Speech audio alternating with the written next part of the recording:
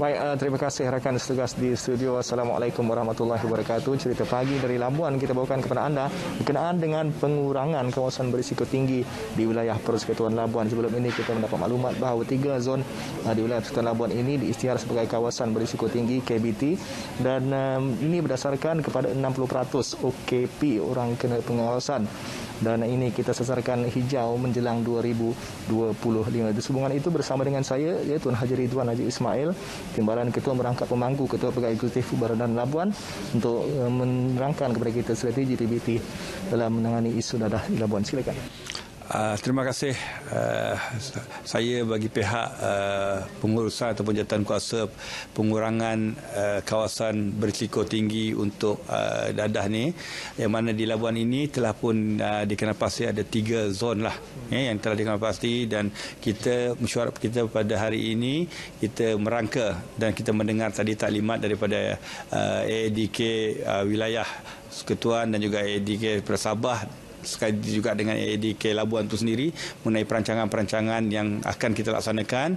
Seperti mana kita sedia maklum bahawa program ini adalah program boleh dikatakan sebagai program jangka panjang, iaitu daripada tahun 2020 hinggalah kepada tahun 2025. Dan alhamdulillah seperti mana yang dinyatakan tadi bahawa kita telah pun dikenalpasti ada 3 zon yang mana kita difahamkan tadi zon adalah satu zon yang telah pun dihijaukan, alhamdulillah, dan sekarang ini kita hanya ada lagi 2 zon yang insya-Allah saya yakin dan percaya dengan kerjasama dan juga komitmen daripada jabatan-jabatan yang lain di Labuan ini, yang difahamkan ada beberapa jabatan yang akan bersama-sama kita dalam jawatankuasa ini, termasuklah juga NGO yang berkaitan dengan isu-isu dadah ini. Jadi kita pun bersama-sama dan kita mendengar tadi taklimat daripada AADK Labuan sendiri mengenai program-program yang dilancarkan, dan juga kita juga minta jabatan-jabatan berkaitan tadi bersama dengan NGO untuk beri pandangan lagi dan juga menyesuaikan dengan Labuan ini. Saya rasa untuk Labuan ini insya-Allah kita akan menggunakan pendekatan seperti mana kita membuat pendekatan menyelesaikan isu dan menangani semasa kita dalam keadaan pandemik hari itu. Artinya kita insya-Allah, pasal saya melihat kepada jawatankuasa yang ada, ahli-ahli jawatankuasa yang ada daripada jabatan-jabatan ini mempunyai komitmen, dan kita telah membuktikan bahawa kerjasama yang sangat padu kita perolehi daripada jabatan-jabatan yang ada di Labuan ini. Mungkin boleh jelaskan sedikit dengan perkembangan sasaran pemilihan KBT di wilayah Persekutuan Labuan di 2 lokasi, 2 zon tersebut, mungkin boleh jelaskan. Kalau kita melihat dari segi zon yang ada ini adalah melibatkan kampung-kampung, beberapa buah kampung untuk zon 2 dan zon 3, yang mana kita melihat bahawa dari segi penukaran daripada warna, pasal kita tadi itu dikatakan ada 3 warna, iaitu hijau, kuning dan merah, dan sekarang ini kita ada 2 zon yang merah. InsyaAllah kita bertekad untuk menjadikan daripada merah itu terus kepada hijau.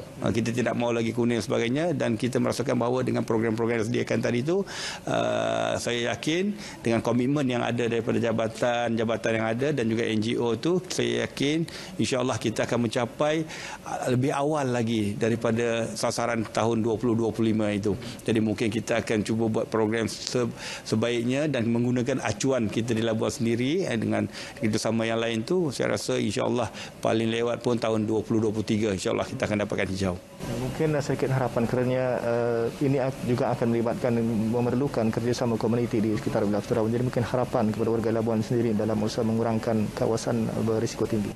Kalau kita melihat dari segi pengalaman kita mendapat komitmen, mendapat kerjasama daripada komuniti, saya yakin dan percaya bahawa rakyat Labuan, termasuklah juga pemimpin-pemimpin di Labuan ini akan bersama-sama kita, dan juga kita berjuang bersama dengan kecekalan yang kita ada sebelum ini.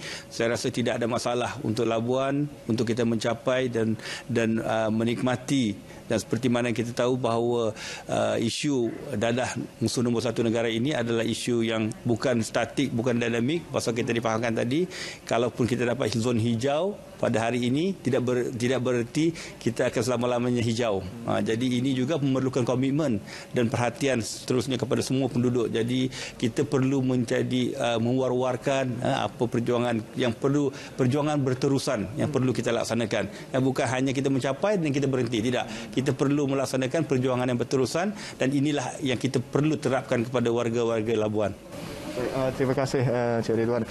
Baik, dengan itu sekian saja dapat kita bawakan kepada anda di cerita pagi daripada wilayah Persekutuan Labuan berkenaan dengan pengurangan kawasan berisiko tinggi. Jadi kita kembali bersama dengan rakan di studio. Silakan.